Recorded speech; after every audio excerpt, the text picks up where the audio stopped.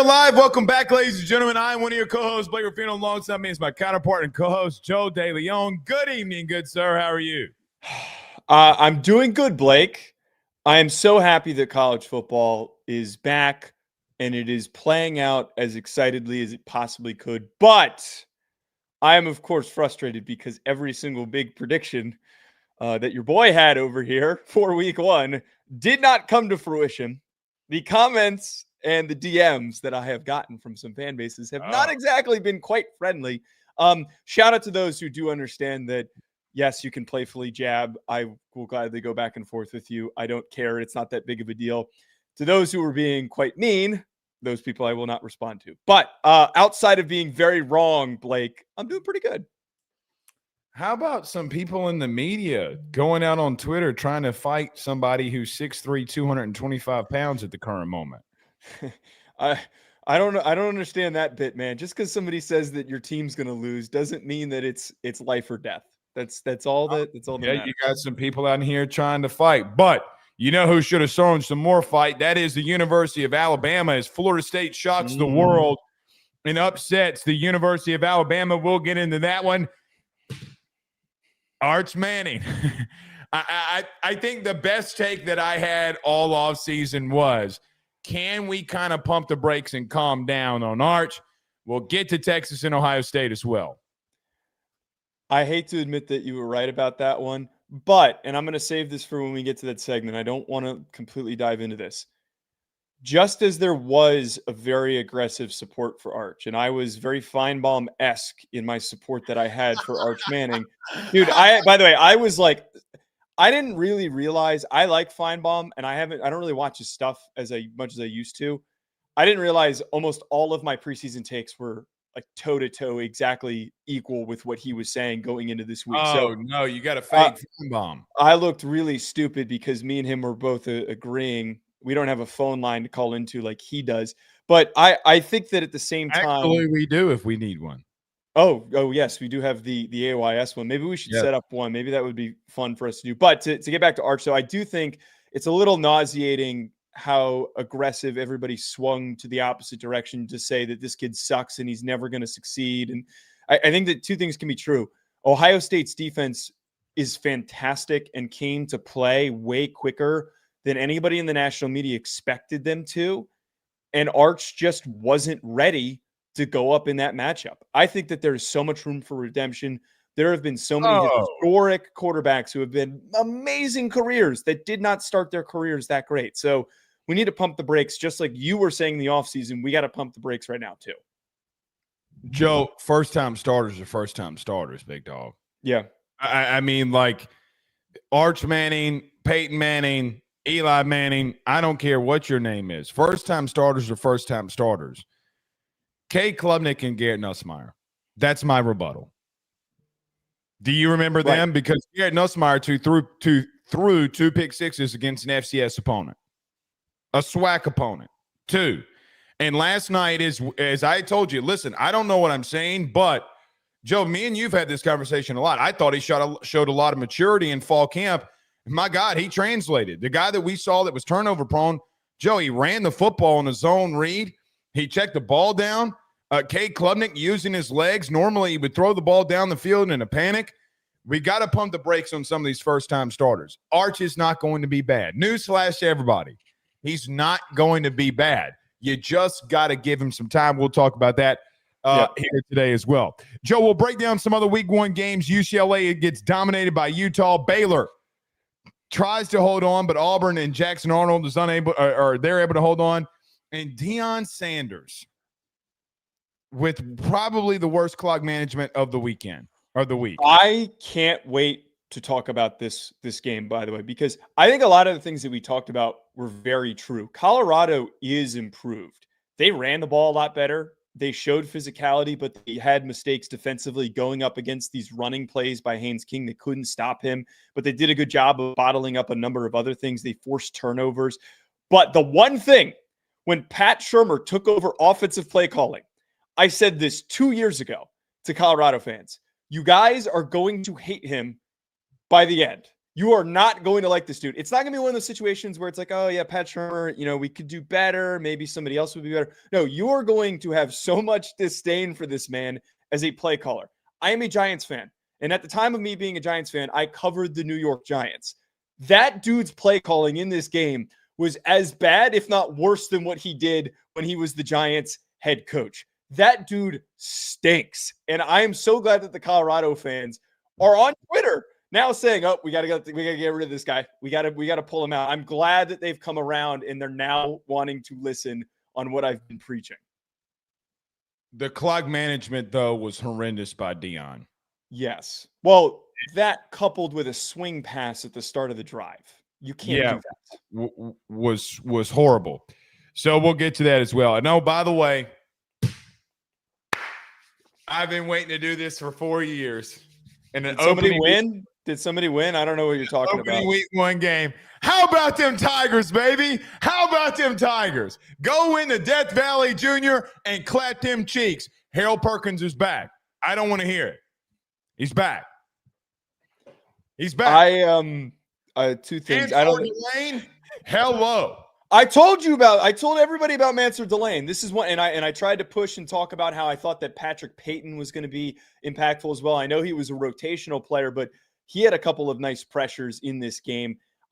I'm glad that LSU played as well as they did because it means that you're in a better mood.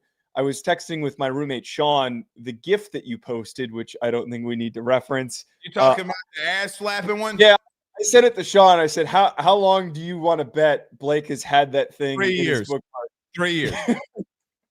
3 years. It's been in my bookmarks for 3 years. Sean said that you had that one ready to go, ready to rip. You do realize when the clock hit 0, I hit send. I know you did. I know you did. I mean, listen.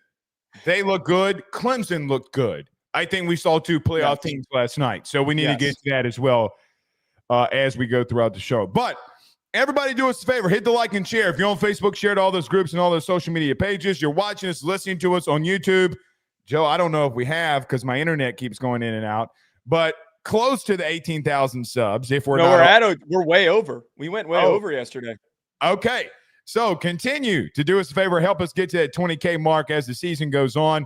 Like, subscribe, notification bell, and wherever you listen to podcasts, do us a favor, too. If you're on podcast listening on audio, give us a 5-star rating if you don't mind. We greatly appreciate that. Don't let the Rudy Poos in the comments confuse you. We need that 5-star rating. So do us a favor and hit that like and share. Joe, every episode's brought to you by our good friends over at FanDuel. Boy, those Heisman odds change. Garrett Nussmeier moving up from plus 900 to plus 450 on our good friends over at FanDuel. You can go sprinkle some money on that. Please bet responsibly. If you got some discretionary income, just go over there and bet responsibly. Go and have some fun. If you have a problem, do not gamble. If you need some assistance, call 1-800-GAMBLER or go to FanDuel.com/RG for those issues. Joe, let's do it, baby. Here we go. Week 1, we're finally here. We're breaking down some games as they're foretold. Texas goes up to Ohio State and is unable to overcome that Buckeye defense. When you look at this Texas and Ohio State game, what are your thoughts coming away from it, Joe? The biggest thing for me, Blake, I want to really emphasize this. Yes, I aggressively bought into Arch Manning, and I think that it's really unfair to completely bail on this kid after the game that he played. I know that we're going to really unpack talking about this performance for him because it did not live up to the expectations. He had a very, very brutal performance. He was 4 of 11 on passes over 10 air yards. That is a horrendous stat. His ball placement was all over the place. He held the ball way too long in a number of situations.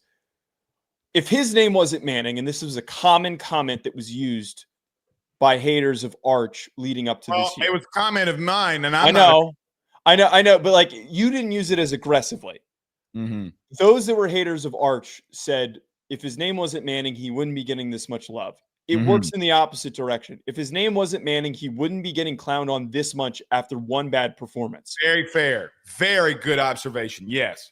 We need to take a second here to give credit for the amazing performance that Ohio State had. I think that's the most disappointing thing that is being removed from this. I brought up as soon as Matt Patricia was hired.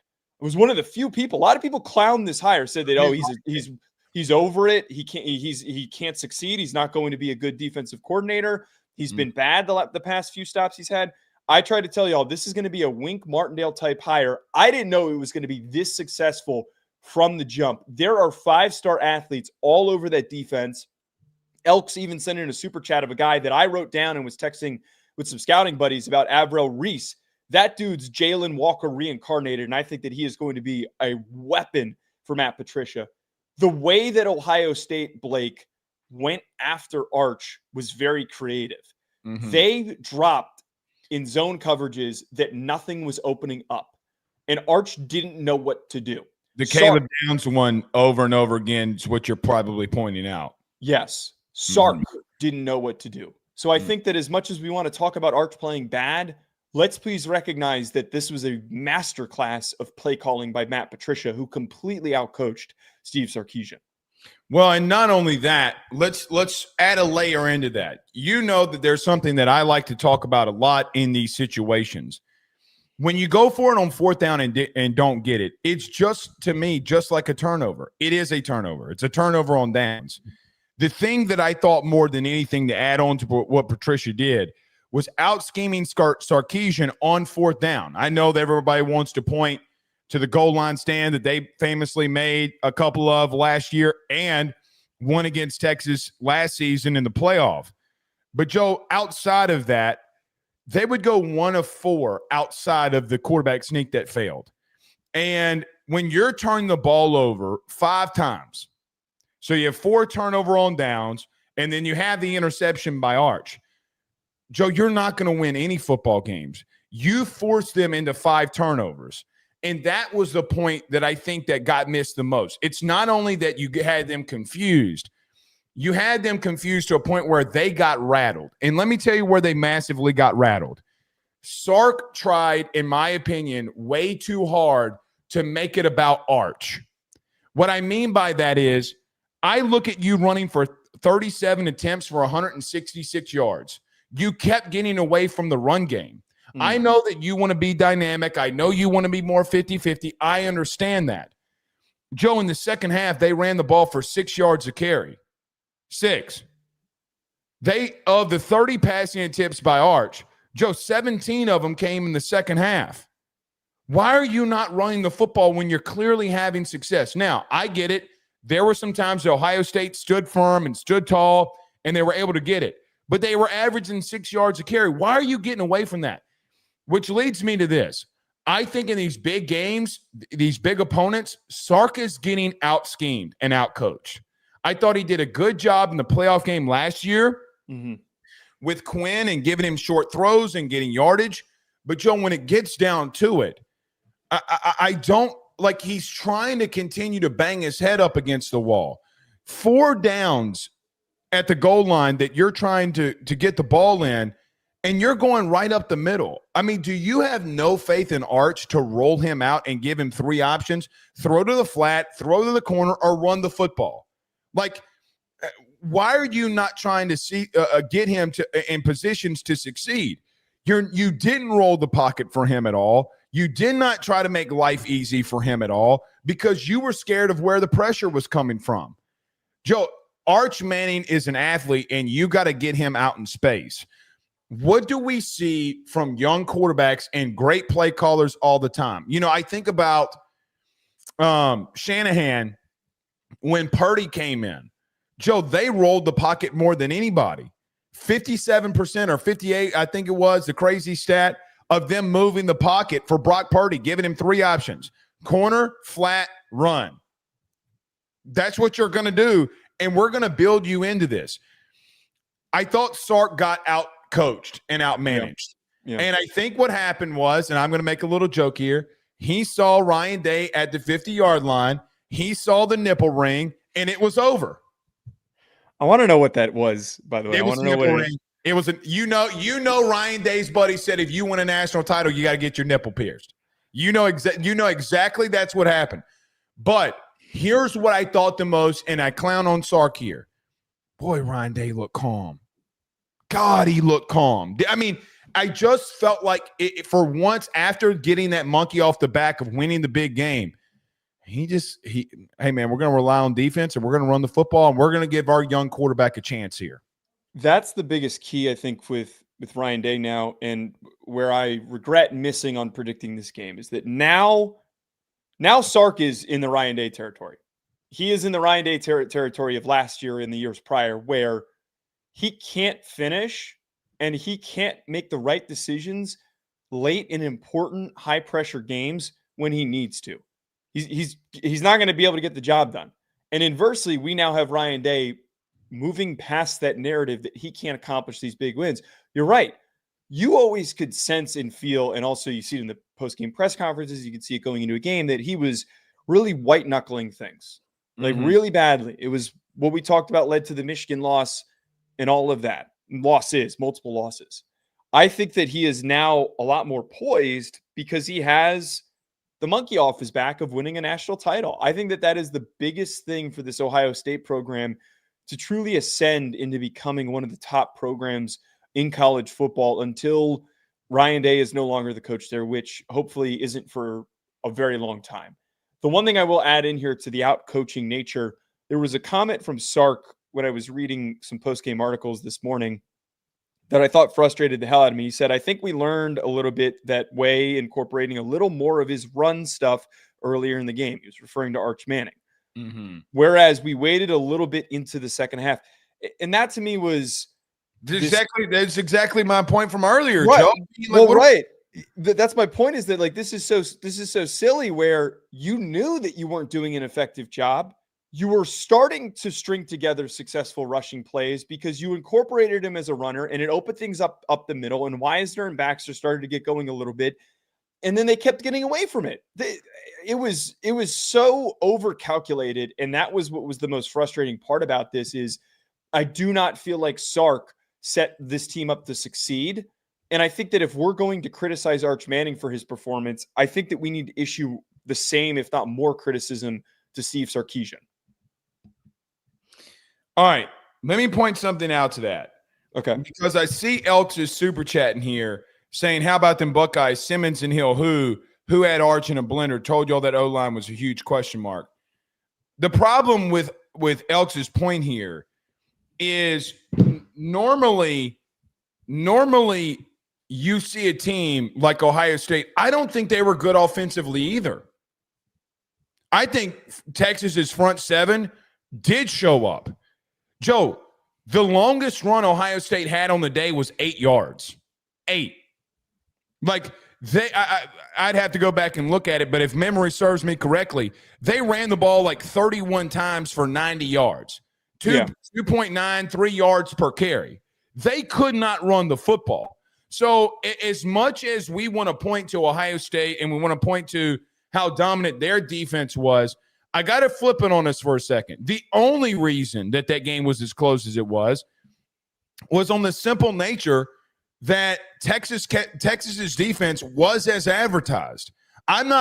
If you're buying into the narrative that Texas front seven was not elite yesterday, you just don't know what you're seeing, because, Joe, they could not run the football. Ohio State's offensive line could get zero push. They were on the field way too much in that first half, was Texas, that defense. And I think that when it just came down to crunch plays, like, for an example, when you look at third down situations and you look at the third down situations for Ohio State, Joe, there's not a category that Texas didn't beat them in. They had more first downs. They were better on third down. Now, we already talked about fourth down. They were better in completion percentage. They had more rushing yards. They had more rushing attempts. They did have a couple of more penalties, but the turnovers are what killed them. And I think that Texas can get that cleaned up. I do think they're going to be more efficient offensively. But when looking at this specific game, if you walk away from this thinking that Texas's front seven is not any good, I think that you're kidding yourself. I think that they still showed up and still were very good and very talented. I think that that's also really – so this is like the biggest part with me. I said this to you pre-show. Of all the teams that lost, some teams are a lot more effed and are going to be out of the playoff mix very clearly based on how they played. And you guys could probably take a quick guess at which team I'm going to have the take for. And some teams are the least off for the worse, where Clemson fits into that category. I think Texas does as well. I think that there's a ton of redeemability for what you just talked about there, is that their front seven still had a ton of success. They had 4 tackles for loss generated compared to Ohio State's 1. They did not get any sacks, but they had success generating havoc. They had more havoc plays created, 4 compared to 3 for Ohio State. The separation for what you just talked about was 2 things. One was what you just mentioned, where they couldn't convert in those short yardage situations because their play calling was piss poor and it was uncreative and they couldn't convert. And that gave momentum to Ohio State. The other, I give tremendous credit to Julian Sayin. Statistically, he didn't do anything super sexy. I think if you didn't watch this game, it's really easy just to look at his box score and think, oh, he didn't go for over 200 yards. His completion percentage was decent. He was 13 of 20 for 126 yards on this platform that I'm checking on Game on Paper. But there were a number of drops that his guys had that hurt that average. The throws that he made in crucial spots, I think, is reflective of what he can do as the season goes on and he starts to improve. That one ball that he threw to Carnell Tate got me super juiced up because Carnell Tate took the step forward that I was hoping that he would, and Sayin was able to connect with him. He was really decisive. That was a big separation point. Jeremiah Smith had a bit of the dropsies. I wonder what was happening there. I'm not going to freak out over that, but Can I be real with you? Yeah. Can I be real? I think that this is the second time that he's faced against Texas and he couldn't really get anything going. They kind of put some bodies on him and kind of got physical with him.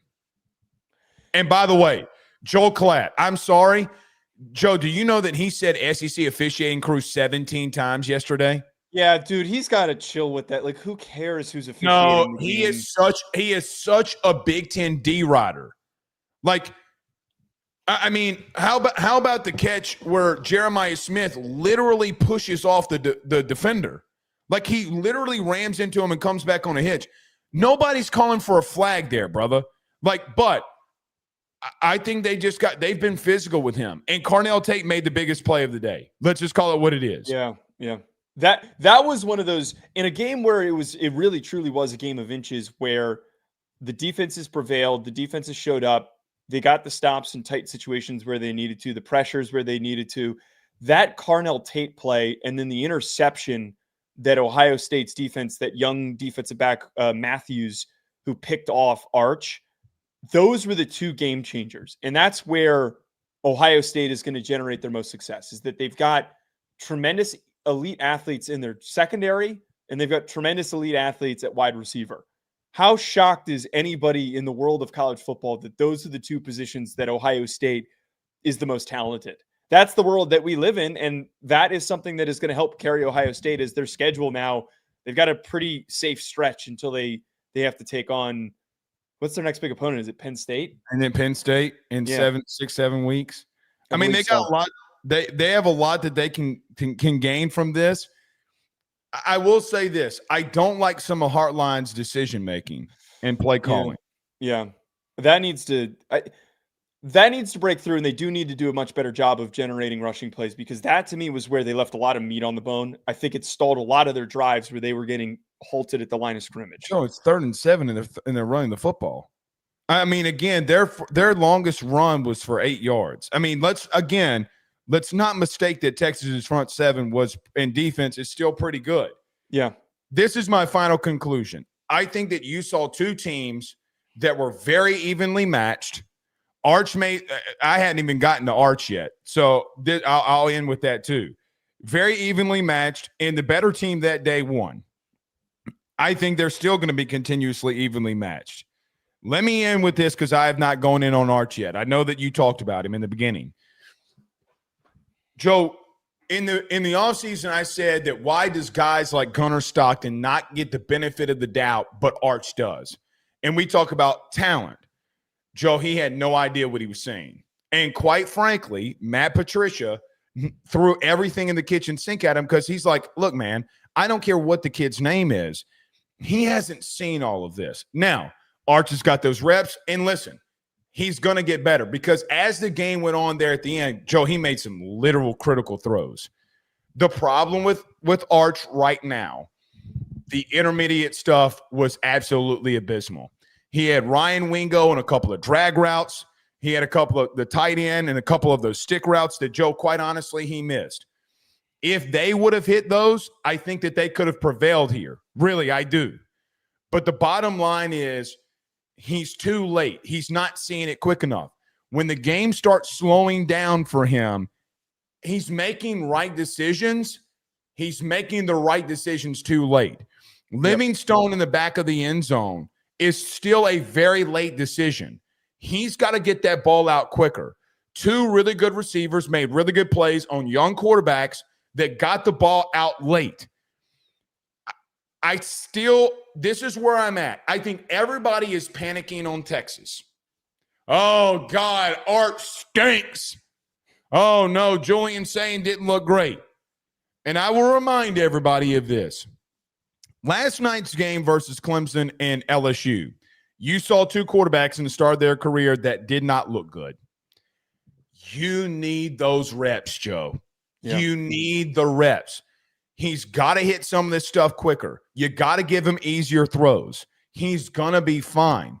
But we got to pump the brakes with him. We got to. The last thing I would say is when I personally watched the ULM film, the game that he started a season ago and even Mississippi State, I thought he was just so late. And because they had better athletes, he was able to prevail with that. Here's the thing, Joe, by week 6, 7, 8, he's not going to be. Right. In a couple of weeks, you're going into Athens. And if you're late against them too, you're going to get killed. Because I do think that all right, y'all going to keep playing with that front seven at Georgia. All right, Joe, we were having a conversation off air about it. He's not going to be, though. And I think he's just going to continue to get better. I'm not throwing the baby out with the bathwater on him. So, yeah, I second that point. Not to extend it too far. It's just, can we breathe for 2 seconds? Kids can play bad. No one has perfect careers. The best quarterbacks in the history of college football have mistake-filled games. Let's just take a breath. He didn't play well. It might not click until next year. It's very plausible that it doesn't click until next year. Heisman, best example, the Heisman Trophy winner for LSU in Jaden Daniels had a very up and down rocky year in his first year starting for LSU. He had started multiple seasons at Arizona State, first year in the SEC. Rocky game against Florida State, even though he had 450 yards. And look at how he transformed once the game slowed down and he started to feel confident. It's a mental thing, and you'll break through. Know what you're saying. Yeah. You got to know what you're saying. Joe, there are a couple of super chats in here as well. TriStar with a $10 super chat says it was a good weekend for the SEC. Georgia Tech, Auburn, Tennessee, Florida State, LSU won. Can we stop with the Tennessee falling off the narrative? Texas ain't winning the Southwest Conference. He says also forgot to include Georgia. You better not throw Georgia into that. Don't you dare throw Georgia into that. Well, he had one more Texas Tech versus he's Texas doing a bit. Southwest Conference. He's doing a bit. I mean, look, A&M was really close until they separated there late. Yeah. I mean, it was not a great day for the SEC.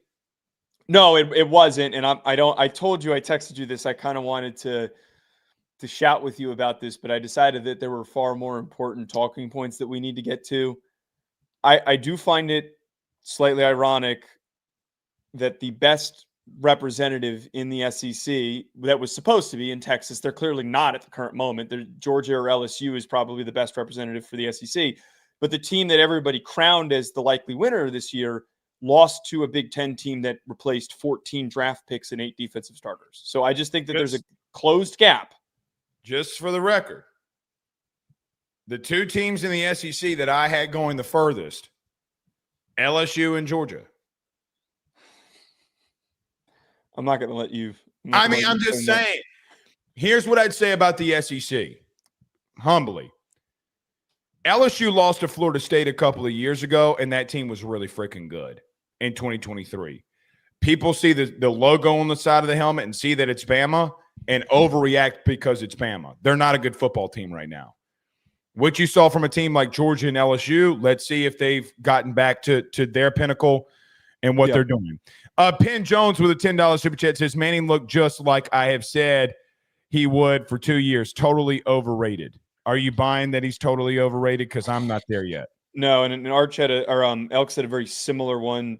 Told y'all Arch starting versus Poo State at home last year wouldn't help at the shoe versus OSU. Sayin for his QB to win his first start versus number one team since 1984. So that stat's very true. Again, credit to Sayin for playing as well as he did. He didn't do anything to win them that game. Cornell. Okay, wait. You can't say he didn't do anything. He had a couple of nice, very nice throws. He got the ball out quick, but he wasn't the reason why they won. Patricia's the reason why they won. And really and truthfully, the Cornell Tate catch is not a good throw, in my opinion. I know you said you liked the throw. Cornell Tate's got to make an unreal play. Yes and no. I think that you have a guy that's an unreal play. He's thrown to a guy that's got great body control, and he understands that it's tight coverage, and he needs to place the ball away from the defender, and he goes up and gets the ball. It was way too short. It's why he had to get double caught. Come on. I don't completely agree with that. Okay, well, it's just the truth. All right. Do we have any others? No, those were all of them. I think that's all the super chats there. I think that's all the super chats. All right. It is time. LSU versus Clemson in Clemson, South Carolina, as Brian Kelly calls it, Death Valley Jr. Joe, the LSU Tigers go into Clemson and pull out a much-needed victory, 17-10. I said this all week on AYS, and I just want to throw this to you before we get to the game. For Brian Kelly and LSU, this was a where's your program at? You lose this game yesterday, you know what's coming for you. They knew what was coming for them. I've been at that practice facility 14 days this past month. 14 out of the last, today's the 31st. 1-0 was everywhere. Brian Kelly made it an emphasis. The LSU Tigers going to Clemson and get a 17-10 victory. Your thoughts on the game? Well, LSU fans, you are welcome. You are quite if you welcome. Pick against LSU again, I'm going to kill you, by the way. I am undefeated at picking against LSU. And what I mean by that is whenever I pick against LSU, you the fans, you win. LSU wins. So we'll see if I manage to stick behind that. I've been already toying with how I'm going to put together my top 10 for the Monday show, and it might be quite the overreaction. I'm going to see how you handle that. I'm not going to go any further. To the point, though, to backtrack to this game specifically, a lot of the things that I talked about that I needed to see LSU do differently this year when we did the preview of if they're going to take the step where they can get to the SEC championship game this year and get to the Final Four of the college football playoff, three things ultimately needed to happen. Your defense and your secondary needed to play a lot stouter. They did. And more cohesively, which they did. Your run game needed to be more intentional and more impactful and have more big plays, which it absolutely was. And finally, Garrett Nussmeier needed to calm down. He needed to see the field, and he needed to take what was in front of him. He needed to stop taking silly mistakes. He needed to stop making mistakes when pressured. All of those things came to fruition. This is one of the first times, let me rephrase that. This is one of the few times that you will see a team resolve all of their major issues against a top opponent this early on in a season. I am not going to sit here and crown this team a national champion. Right. It's way too soon to do that. Right. But I give Brian Kelly tremendous credit for very aggressively addressing these things. I give credit to, it was Tom Fornelli of CBS Sports who had kind of said this, that whenever everyone's quiet about LSU is when they come up and bite you. And every time, baby. Every time. That's what's happening here. I give a lot of credit to what happened. I'll save the Clemson conversation because I don't want to spill everything out at the current moment. I think both these teams are awesome, which makes me feel really solid about LSU where they sit amongst the top teams in the SEC. LSU over the last 2 decades and being tied with second in national titles, tied with Ohio State, only behind Alabama with 3. Joe, the 2 decades, the generations had been brought up that LSU wins this off of defense. Now, 2019 was different, right? They still had 11 people on that defense get drafted. All 11 defensively got drafted.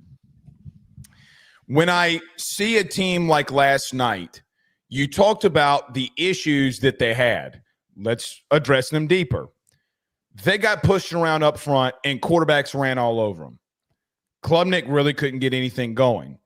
Harold Perkins was a spy on K. Klubnik a lot last night and would not allow him to utilize his legs to get anything going. It looked like the Harold Perkins of 2022. West and Whitweeks in the interior, in the inside backer role, when they try to run draws, Joe, they just absolutely got after him. However, Patrick Payton, hello. Gabe Relaford, Jack Pyburn, hello. And I have 3 clips that I have not told anybody about that are sitting right here on this projector. Don McKinley, welcome here. Welcome in, good sir. Dominated that interior offensive line to slow that running game down. Joe, last year, LSU, and in all of their losses in the SEC or against ranked opponents, they have given up 250 yards rushing on the ground. Last night, they gave up 31. 31. That is the difference in the game, is you would not allow them to run the football. You made them one-dimensional. Then you look at their secondary. Mansour DeLeone, A.J. Halsey, Tamarcus Cooley. Joe, that's the secondary that LSU fans are used to. Brian Kelly did something that not a lot of coaches do. He gave money back. He's like, hey, man, here's $1 million of NIL money. We got to go get some Jimmies and Joes. Well, I think Patrick Payton, who had 3 of the biggest plays in the first half defensively, a couple of batted passes, tackle for loss, pressure on Klubnik that led to the Mansour DeLeone interception. They just looked the part. But, Joe, I got to circle back to what you said in the beginning, because defensively, they did a lot of good things. They were more physical than Clemson. The talking point going into the game was, man, can this LSU offensive line hold up? And they held up more than Clemson's, because LSU's defensive line was the one that took it to Clemson. 31 rushing yards. Klubnik not having a lot of time to throw in the football. Blake Baker getting after K. Klubnik all night and sending pressure.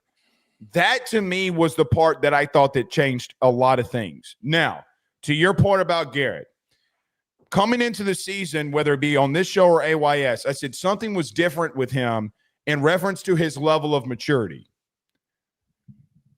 Joe, in the first half, he had a zone read that picked up 11 that went and got him 3. When in the good wide world did you see Garrett Nussmeier pull the ball, run for a first down on a zone read? It didn't happen. When did you see him checking the ball down for first downs? It didn't happen. Everything that everybody knew that LSU needed to work on manifested itself last night. Another thing, I know a lot of people were talking about LSU is probably going to try to get vertical. Joe, I got 7 clips right here. They were in too high all night. They didn't come out of it. They came out of it for one play. The touchdown that got reversed that shouldn't have been reversed to Barryon Brown. You want to play deep? We're going to take 7, 8, 9 yards in this screen game, and we're going to just bust you up. But this was a masterclass coaching and schematical fortitude by Brian Kelly. Let me tell you why. Joe, they had 37 minutes of time of possession. 37 minutes. They dominated the second half. Dominated. They wouldn't let Clemson get anything. Of the 11 possessions defensively, Joe, they had 6 3-and-outs. One of those 3-and-outs, or one of the possessions of the 11 that doesn't go as a 3-and-out, is because you fumbled the football and they were in field goal range and kicked a field goal. The other's a Mansour DeLeone interception on second down. They just physically dominated Clemson in so many different aspects. Okay, so the one thing that I do not agree with you on is that there was this massive separation gap in terms of physicality. I think Clemson got away from the run game. But I felt like they got away from their run game and they abandoned it early, and they didn't try to emphasize establishing it, which what ultimately did hurt them, because they don't have a talented running back like they had in the past, like they did last year with Phil Maffa. They're converting wide receivers and moving them over. The rest of the guys and the depth that they have is way too young to rely on. But where I disagree is that you've got Clemson, who had 10 tackles for loss generated in this game. Oh no, I was just talking about defense. I was just talking about how LSU's defense dominated that offensive line. Sorry if it came off wrong. I misinterpreted that. That was a note that I had that I really liked about how Blake Baker approached this. And we knew coming into this, when he came in from Missouri, that he was going to be this super aggressive and creative defensive coordinator for generating pressures on opposing quarterbacks. And it felt like that didn't really come to fruition last year at all. They didn't have the bodies to do it. I think now that they do. I saw a number of times where they're running stunts and they're getting pressure off the edge or up the middle because they could trust their secondary to go back there and man coverage. That Mansour DeLeone was a guy that I spoke so highly of coming in the transfer portal, and I tweeted about him, and I kept pushing and saying, this kid is going to be transformative for what LSU needs to do defensively. He is a great coverage player, and he's also versatile. He can do a number of different things. The interception was awesome. Right. Yeah. The play that he had was awesome, and then a number of the PBUs that he had were fantastic. Ended the game twice. Seriously. He ended the game twice. I mean, both – and Joe, both of those coming on Wesco. Yeah. I think that a lot of credit needs to go to the changes that have been made to that defense and the new bodies that are there and the guys that are bought in. On the Clemson side of things, though, we have to talk about this. The team that I think that is the least screwed for reaching a national championship after this weekend is Clemson. I thought that they played a great football game, but they got away from certain parts of their offense that hurt them. They just couldn't finish and make the plays where they needed to in the red zone to get stops, like the touchdown that they gave to Trey'Dez Green. You can't leave a 6'7" tight end one-on-one open on the backside of the end zone. You can't do that. And they got the 2 PIs on him too. I mean, they left him one-on-one. Yeah. This Clemson team, to me, I still feel pretty strongly as the best team in the ACC. I think Florida State has aggressively closed the gap, which we are going to get to when we get to that segment about the Alabama game. But I don't think that there's anything that Clemson did wrong that makes me feel negative about them. I also see a lot of people being critical of Cade Klubnik. I think that he had a lot of pressure in his face. He needs to step up into the pocket instead of just rolling and throwing off of his back foot, which was what led to the interception. This Clemson team still has talent. It's still well coached. It's going to be fine. And defensively, they should be able to smack around most of the rest of their schedule. I want to bring up one thing about LSU before I get to your Clemson thought here. Okay. I think teams now have to make a decision if they have to walk up into the box to stop some of this short intermediate screens and this rushing attack. Because, Joe, I thought that they played way too conservative defensively in some situations. They didn't try to get after Garrett because Garrett just kept tossing the ball down and checking it down. Hey, man, if you're going to give me 7 yards, I'm just going to take it. And, Joe, that's what led to the time of possession. Here's the interesting thing for me with LSU. Joe, these teams are going to start walking down if they keep throwing these screens, and Barryon Brown is going to go off. He's going to go. I'm telling you right now, he's going to go off. I thought Garrett's not going to get the credit he deserves on this. Joe, for once, we saw a management. If you're going to go one-on-one with Trey'Dez Green, I'm going to throw it at him.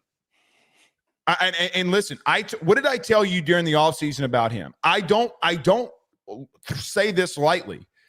Of all the dudes on that team, I know this is a massive statement, but he has the athletic ability when this is all said and done to wear a gold jacket. He is that freaky. He is just that freaky. He's 6'7". He's faster than the DB, brother. Like, we saw him in a basketball game against a Final Four team block a shot, go down the court, and dunk it on his face. He was a top 5 pick in the NBA.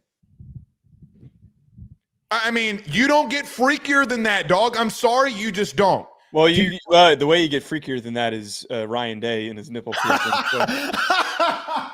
I agree with that, though. I'm glad that you put me onto him and you tried to push me into getting to know Trey'Dez Green. Yeah. This kid can play. Now to Clemson. Joe, let me reemphasize what I meant by the physicality part. They ran the ball 19 times for 32 yards. I don't disagree with you. I think you're right. They kind of got away from it, but I felt like they had to in a way. because they just kept having tackles for loss. When you look at LSU defensively last night in their run game, I thought that offensive line got pushed around.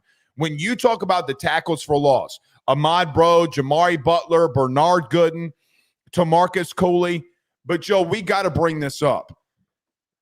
Harold Perkins was amazing. And I think that in talking about Clemson, the things that they tried to do, Harold Perkins wrecked it in a lot of different ways, coming off the edge, coming on blitzes, and spying.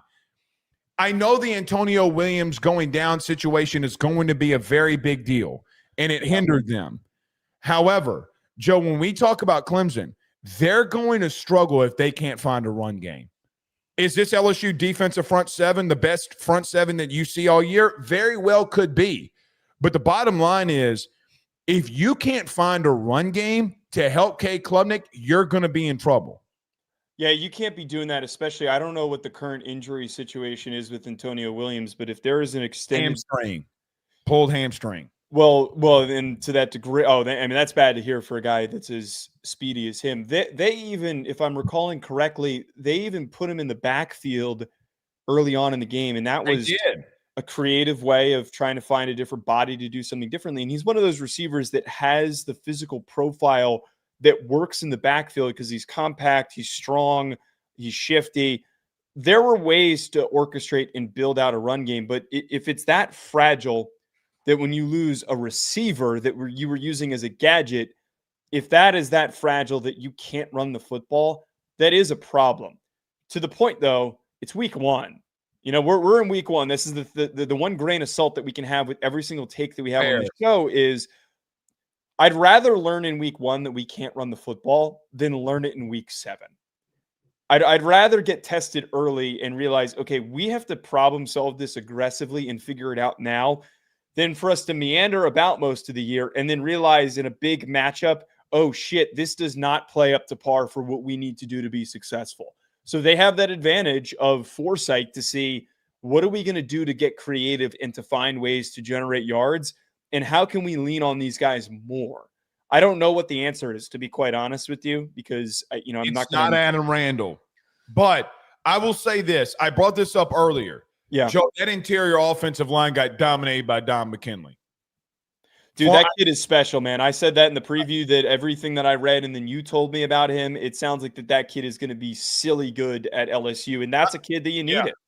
I mean, but that's the part of their run game is, again, that interior offensive line against – so, look, Clemson's 0-4 against the SEC in the last 4 games that they've played. Mm-hmm. Let's call it what it is. Your offensive line's getting dominated. Sorry. I mean, we got to bring it up. You can't run the football effectively. If Klubnik doesn't make elite throws and doesn't go off, you can't get anything going. They're going to have to get back to the physicality. Now, to your point about defensively, Joe, name a time that you saw Peter Woods being a factor. Again, I don't completely agree with that. I thought that they did it. It wasn't a factor. They got the ball out. LSU did a great job of getting the ball out quick. So they ran right at him. They did. I mean, the film doesn't lie. They ran right at him. I'm not saying that Peter Woods stepped up and was some integral, unstoppable force, but I think that it's a hair hyperbolic to say that he was unimpactful in this game. I thought that Peter Woods and TJ Parker on the defensive line gave up a couple of big plays, but I saw the athleticism of that unit and Sammy Brown come downhill and make plays behind the line of scrimmage. I thought Sammy Brown looked really good. Here's where I will agree with you. It is too volatile. You guys have to be more consistent. They can't get a TFL and then give up a big gain. You guys need to Clemson needs to reel it in a little bit more where it is steady stops within a certain range. So that's where I will concede. I think that there's still redemption. Let me ask you, you hadn't brought him up yet. What were your thoughts on Harold Perkins last night? I thought that the biggest part with this is the problem with Harold Perkins is nobody knows how to use him because he's the most outlier of outliers that we have had in the history of college football. He is more than Isaiah Simmons. Yes, because he's small. He's too short and not long enough to play like a true outside linebacker spot. He doesn't have the eyes and the instincts to play at inside linebacker. He's not twitchy and long enough to be an edge rusher, and he's too thick to be a defensive back. So we don't know what to do with him. And I think finally Blake Baker figured it out. There were a couple times where I'm watching and they were so prepared where Clemson's left guard would over pursue and then leave this gigantic gap, and then there'd be delayed pressure coming through that enormous 5-yard wide gap. I think that now understanding that that is what you can use Harold Perkins for, which is delayed pressure and to just be this unexpected bullet that comes firing into your back hip when you don't know that it's coming. I think that Perkins did show some really positive signs. I think that he's still not fully baked in the terms of, I still don't know what he is. One game doesn't answer that question, but I think that now that you have an understanding of how I can creatively and aggressively attack people with him, that is where LSU's defense takes the next step. I agree. I will say this. The 2 plays that their tight ends caught was the 2 coverages that Harold Perkins was not on them. I thought he looked good in coverage too. I mean, again, you can't put him out on the slot, right? I mean, like, we're all there. But, I mean, you got to give him credit. I thought he looked really good. All right, let's move on here. Joe, Florida State, the Fighting Castellanoses in the preseason, Thomas Castellanos said that they don't have Nick Saban anymore, Joe, that I just don't see them stopping us. And yesterday, what I thought was probably the unthinkable, and I will eat my words, but I think a lot of people thought this. Down goes Bama, Florida State dominates. Your thoughts? By the way, I always say this, guys, as a professional arguer, I love to argue. I will always admit when I'm wrong. I have always said this on the show. I was freaking wrong about Florida State and reading this situation. We're going to give Florida State their praise at the back end of this segment, but I'm sorry, we have to talk about what's wrong with this Alabama team. The most messed up team after a week 1 performance. We overreact on this show. That's the whole point of this show. We will jump to conclusions. But after the first couple weeks of the season, we should always take a pause and realize, hey, there's things that can be fixed. I cannot come away from that game and think there is room for redemption for Alabama. Their failures yesterday were outright embarrassing.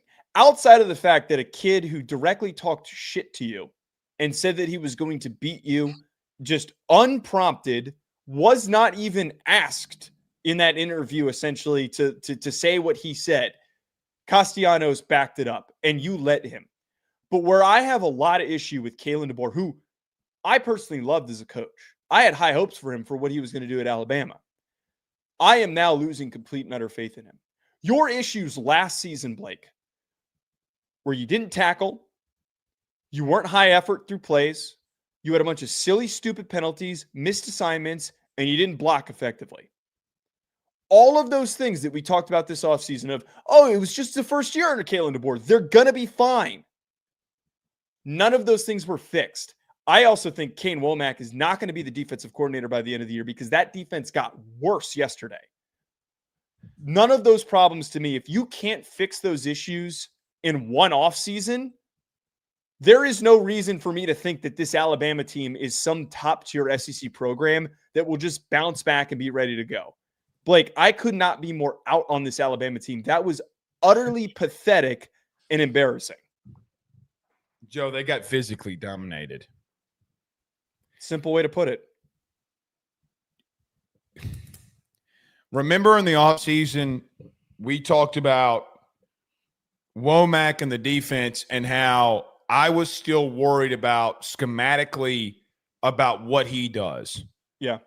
Can you name something differently he did throughout the game that he changed anything? It's the same shit that Pavia cooked them on.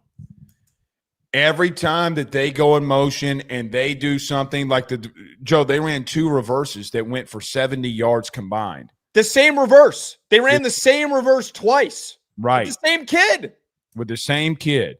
He had, by the way, that same kid had 56 yards rushing. A third one on a jet sweep got called back for a holding. Womack is getting obliterated by these teams that put guys in motion. He does not adjust. That's neither here nor there. Joe, they lined up and busted Alabama right in their mouth. They physically this is the first time that I utterly remember an Alabama team in the last 2 decades. There have been moments, right? Like there have been some moments that they've had some bad defensive games under Saban. Like, I mean, they weren't always perfect, but they always would respond. This is the first time that I look at them and say, you know, it's like the movie 300. When Leonidas throws the spear and cuts Xerxes, and he says, even a god king can bleed. Joe, they're mortal, and they're more than mortal. They're getting physically dominated. Brooks Austin of the Film Network, I think is what his podcast is called. Did you see how lazy they were defensively? Joe, and they're lollygagging to the – and offensively. They're lollygagging to the ball. Let's turn over to the other side. I have not been a massive fan of Caden Proctor and that offensive line. Joe, they got worked. They sent 4. I tweeted this morning. I was expecting to rewatch and be like, okay, where was the delayed pressure that came? What was the stunt that was causing confusion? They sent 4 and couldn't block them straight up. You have offensive linemen whiffing and then just stopping mid-play. And Proctor, who has been cooked in every single group chat that I'm in with people that break down film, that kid played awful. He's not a tackle. He's a guard. How many times I got to say this? He's not a tackle. He can't move in space. He's Evan Neal all over again. Oh, 1,000%. And I got to be real with you. I'm not coming in here saying a word about Ty Simpson. The biggest worry I had was Ty Simpson. Yeah. Joe, how much pressure was he under? The 4th down run where he's trying to get the first down. He's given it everything that humanly possible to win this football team. Yes. He's got multiple drops. Ryan Williams is not focused. He's lollygagging when he's not getting the ball. He's not running crisp routes. They can't get separation. They can't get guys open. But, Joe, they got outcoached offensively too. Let's think about this. Joe, it's 24-17. Alabama's marching back. The defense finally gets a stop, and they're on a drive. At the 50-yard line, it's 3rd and 5, and they run a quarterback power with Ty Simpson. Quarterback power. Go back and watch it. There's 10 minutes left to go in the 4th quarter. They're running a quarterback power. They go for it on 4th down. They throw a pass in front of the sticks, and it gets tackled. I got to be real with you. This is a culture problem. It's a culture problem. What do we talk about with culture? Everybody wants to bring it up. Joe, I got guys getting physically dominated, not caring. I have Kalen DeBoer and his team legitimately. Joe, how many penalties did they get? How many crucial penalties in crucial situations did they get? Third and final, they're getting out-coached. They're flat, honestly, getting out-coached. And I understand that it takes time to build culture. I understand it takes time to build things. But that's the 3 things that Bama was built on that, quite honestly, is fractured at the current moment. You got pushed around by Oklahoma. You got pushed around by Vanderbilt. And now, yesterday, you get pushed around by Florida State and teams that have no business pushing you around. Now, I will say this. I think Florida State was a lot better, and Gus Malzahn was just in his bag. He's got whatever that is that a coach just has the formula of beating Alabama. He's got it. Yes, which is hilarious. And I want to take just a quick second to backtrack. I don't mean to be overly critical towards Caden Proctor. I don't like to be critical of athletes. I think that's not super fair to give to him because it comes down to what you put him in as a top 10 pick. That's not a top 10 pick. That was unfair to do to him by a lot of the draft media, which I was never there with. But to what you just said, the blame and the criticism needs to go on Kalen DeBoer. That's the simplest degree of this because guys were not finishing plays, which means you're not pushing them hard enough in practice and you're not emphasizing that enough. You're not their friend. No. I question if that team legitimately has bought into whatever message he is pushing to them. It clearly does not seem to be the case. For the Florida State side of things, though, yeah, man, Gus Malzahn was cooking. This is a Chip Kelly level of hire, like we talked about when he took this job, of how much he smoked Kalen DeBoer and Kane Womack. I thought it was unbelievably entertaining and exciting to watch how he deployed and created space. There were so many motions. There were guys pulling all over in these rushing attempts that you saw all of these Alabama defenders on their heels. They would just be sitting there on their heels and they didn't know what to do. They didn't know how to react. They didn't know how to approach handling this because everything was moving too fast and too erratically. They couldn't read through the chaos. Credit to Malzahn. He's so crazy. I love the psychotic nature that he has when he calls plays. 7 different players had rushing attempts in this game. That makes me so happy with the fact that he just said, screw it. We're going to throw every single guy at you. We have an arsenal of explosive weapons that can do different things, and we are going to put you in an absolute blender. I think that was really impressive by this Florida State team. And I got to say, as I said before, I always admit when I'm wrong. I was wrong about the whole talk about talking shit and better backing it up. Well, guess what they did? They backed it up. You guys showed up and you backed it up. Florida State showed up and said, we're going to punch you in the mouth. And while Alabama stood there helplessly, you kept punching them in the mouth. I give credit to any team who has fight and who does that. Bill O'Brien screwed Alabama again. He benched Castellanos and he goes in the portal and goes to Florida State. That's a hilarious way to look at it. It's true. It's true. I mean, listen, Joe, the kid just got this is what Gus Malzahn does. Joe, when they went to 2 national titles, when he got to a national title with Nick Marshall, they thrive in the chaos. Now, in reference to breaking the game down, I just think your offensive line dominated. Yeah. I thought that, Joe, I can't believe I'm saying this. Bama's front 7 got pushed around. They got pushed around. And that is it. I mean, all the flash and the glamour and the reverses and the zone reads, Joe, it's a zone read. Like, screw the motion for a minute. It's a zone read. Like, let's break down what the actual play is. That interior defensive line got pushed around. I thought late in the game, this is what I will only say on Ty Simpson. I know that there's a lot of Bama people and Bama media posting pictures of him. Joe, he did bail out of the pocket a lot when he did not need to. I mean, the photos and the film just doesn't lie. There was a couple of plays on 2nd and 3rd downs where he's scrambling. I guess he can't find anything open, and Joey's got a clean pocket. I mean, a first-time starter situation for him, I feel like. But you got to start answering these questions quickly because this doesn't slow down. No, and that's why I'm out on this, because you had an entire offseason to mentally prepare this team to emphasize fixing the problems. All of the issues that we talked about were culture related. And I think that this serves as a really good mirror for giving praise to Florida State. You have a team in Alabama who finished 9-3 last year that felt that they should have been in the college football playoff, that had their problems, and we just assumed that because it was Alabama, they were going to fix it. You have Florida State who goes 2-10, completely falls off the map. Everybody thinks they're ass, including us. We thought they weren't going to be good. Like, seriously, let's just call it what it is. I'm not going to hide from a bad take that I had, an incorrect take that I had. Right. And Mike Norvell evaluated the roster. He said to all the guys that weren't mentally bought in, and he said, you know what, you guys, I think it'd be better if you played elsewhere. And he brought in guys that he could get the buy-in. And he brought in coordinators, new coordinators that were experienced and veteran. The Gus Malzahn hire was the smartest thing that he could have done, because he brought in a guy who is a national championship winning or national championship accomplishing head coach. He's been to a national championship before. He's won in the SEC. He knows what it takes.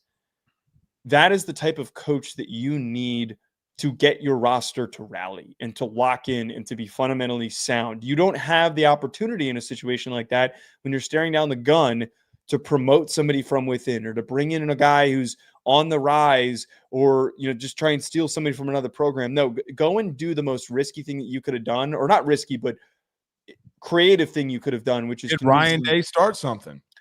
I mean, I think that he did. And I think that having that much experience at your coordinator spots is important for a team being successful in the long term. That is going to be one of the most under talked about things in college football. I give Norvell tremendous credit for fixing their problems when we did not see Alabama fix theirs. Another thing I want to point out, Tommy Castellanos, okay, on the day, 9 of 14, not stellar throwing the football, 152 yards. But, Joe, those 16 carries for 78 yards, they had seven people, have 2 carries plus. They had a pair of freshmen that ran really physical, got a running back that's 220 pounds that was going downhill.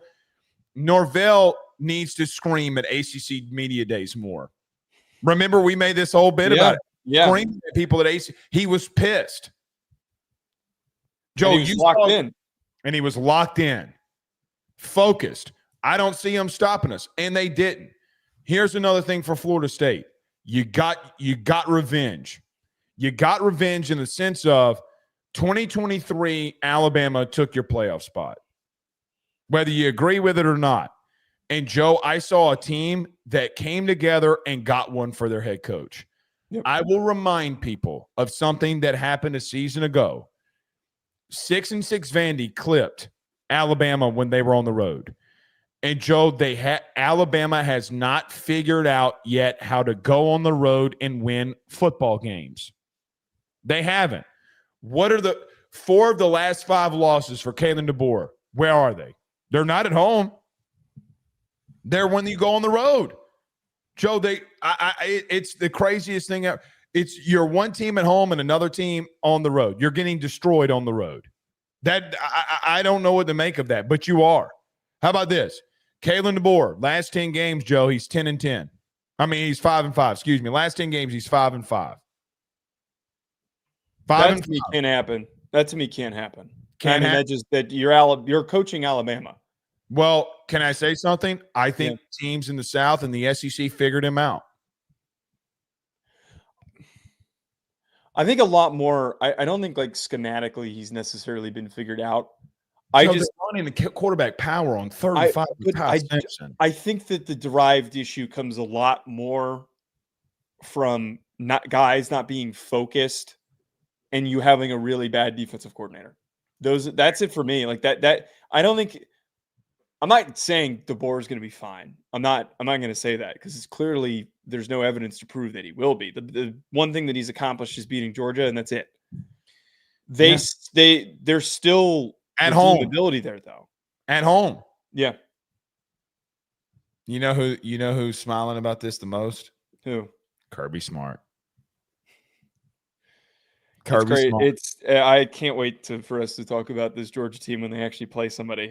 Very true. Yeah. All right, Joe. A couple of things around the SEC, or around not the SEC, but I guess technically, a couple of things around college football. Let's kind of wrap this up here. I see that we have some super chats in here. We'll get to them in just a moment.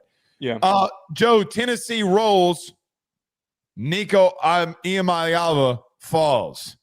I got to be real with you. I did not expect. I mean. I don't think Joey Aguilar was special, but, man, I didn't expect some of the things I saw from Tennessee and Syracuse yesterday. Dude, yesterday, this is not getting enough talking points as it should. And I think that we covered this pretty aggressively, the whole Nico drama that happened this offseason.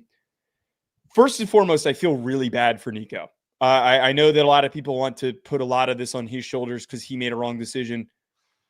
He was very negatively and improperly influenced by his father, the team that's around him, the representation that he has around him. What they did was so unbelievably toxic, stupid, and destructive to his future. He left what we saw with Tennessee, a Tennessee team that has a fast and explosive and well-coached defense that could be one of the best in the SEC this year and has one of the best run games in the SEC. He left that to join one of the worst Power 4 rosters in college football. If anyone didn't watch this UCLA-Utah game, I implore you to go. Nico is this gifted otherworldly player. He's got the tools. He couldn't do anything to help that team. He had 4 sacks. He was getting pressured every single down. He had to scramble and run. It was the only way that they could generate any rushing yards. He doesn't have anybody. That UCLA team is awful. It is quite possibly the worst Big Ten team. They're as bad as Northwestern. Might be worse than Purdue. After all of that, because a complete misread by his father, him, his team, all of this stuff, you could have just been patient. You played well last year and also had a lot of lows. You didn't earn a pay raise. That is what we talked about.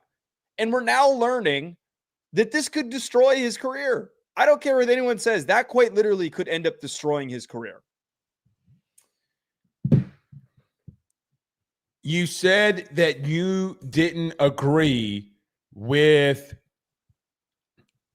the offensive line and the playmakers that they had at Tennessee. That was the reason that you said that you left. Did you see the run game for Tennessee yesterday? Did you see the receivers for Tennessee yesterday? By the way, Lenore Sellers just scored and dominated. He broke 3 tackles and just scored. I bet on them.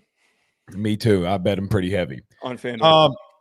On FanDuel, yes. But Joe, I don't want to push this down on Nico. I don't think Aguilar was great, right? I don't think that he was fantastic. He missed a lot of big throws. There still were a lot of drops. Here's what I saw from Tennessee yesterday. Boy, were they physical. That defense still creates a lot of havoc.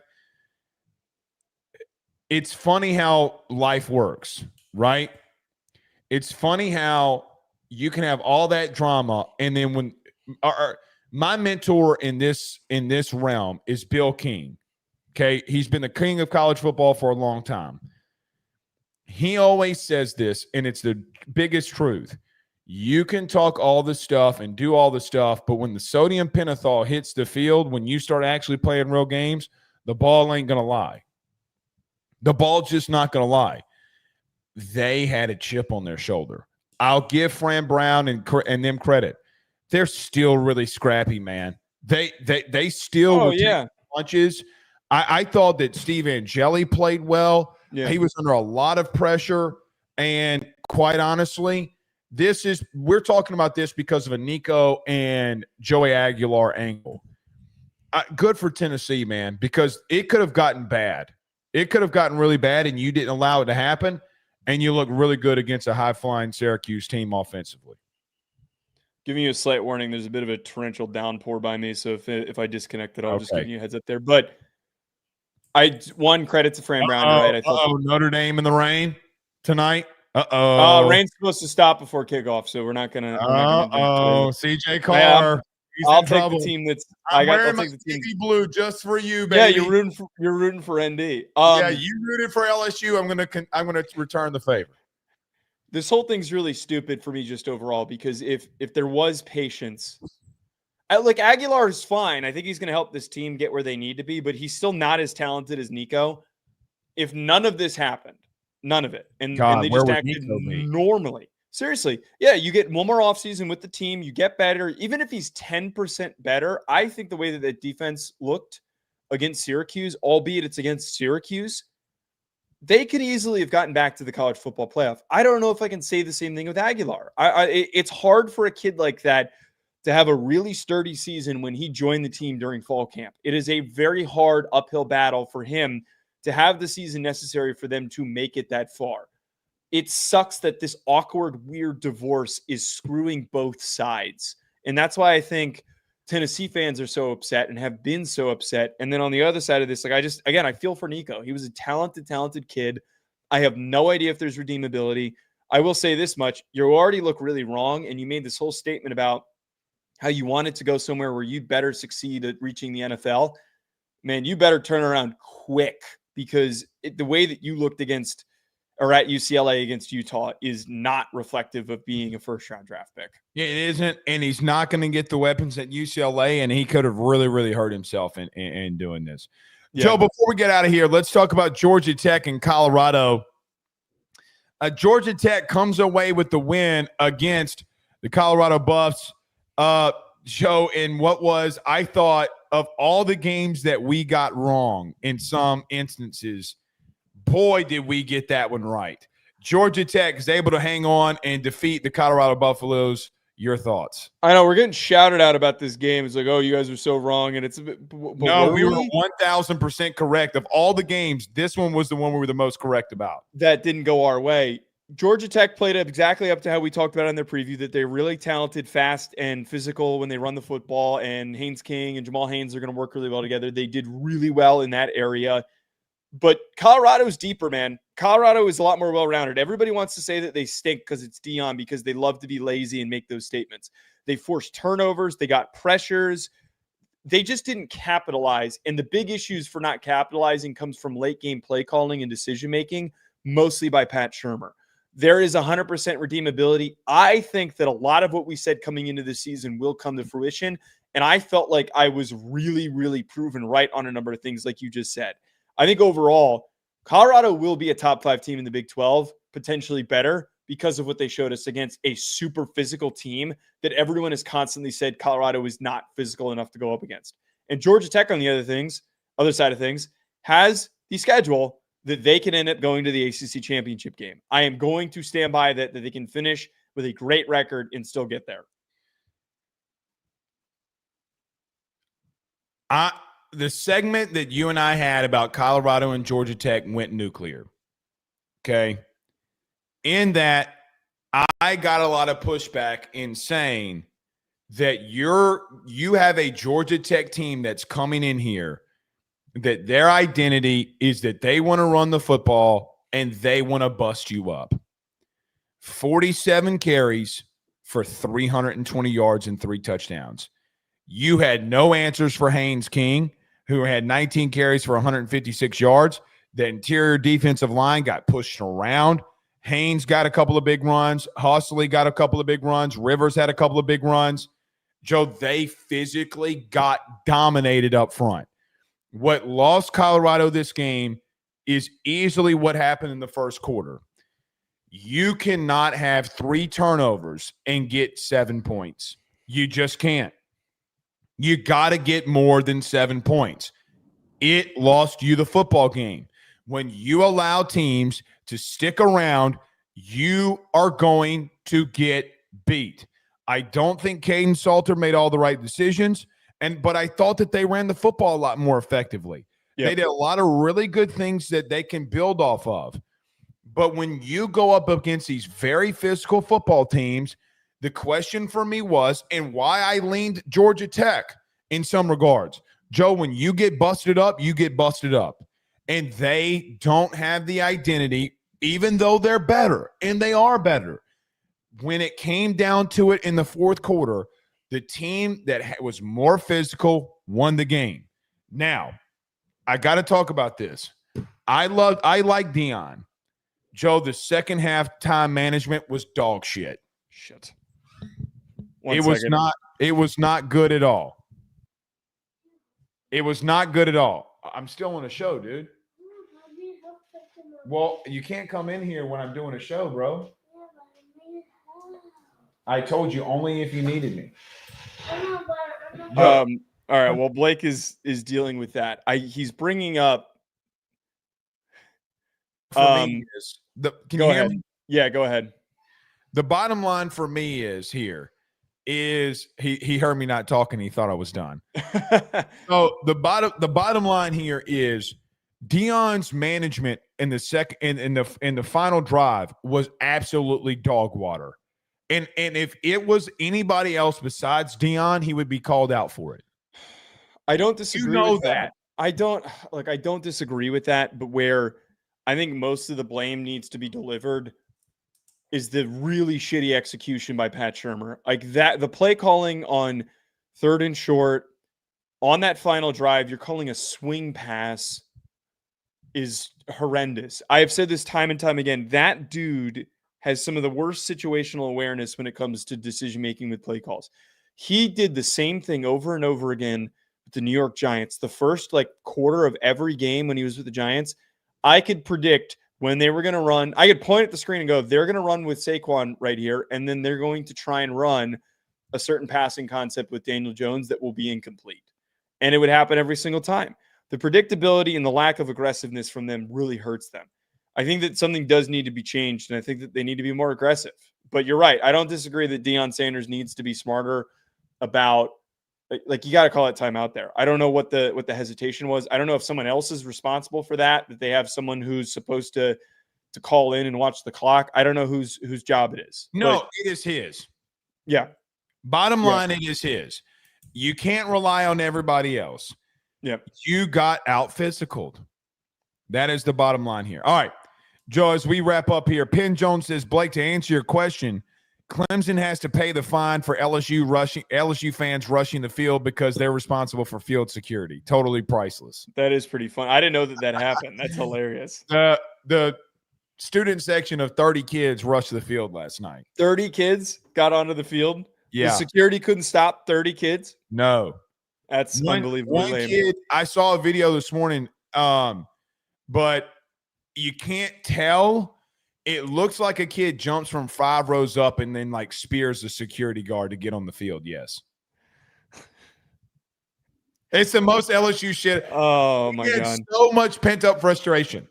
I'm pro field storming, by the way. I think that it is too. Utter nonsense that we say that you can't storm the field. Until people like Jermaine Burton. You know what? Alabama hadn't been the same since Jermaine Burton punched that girl.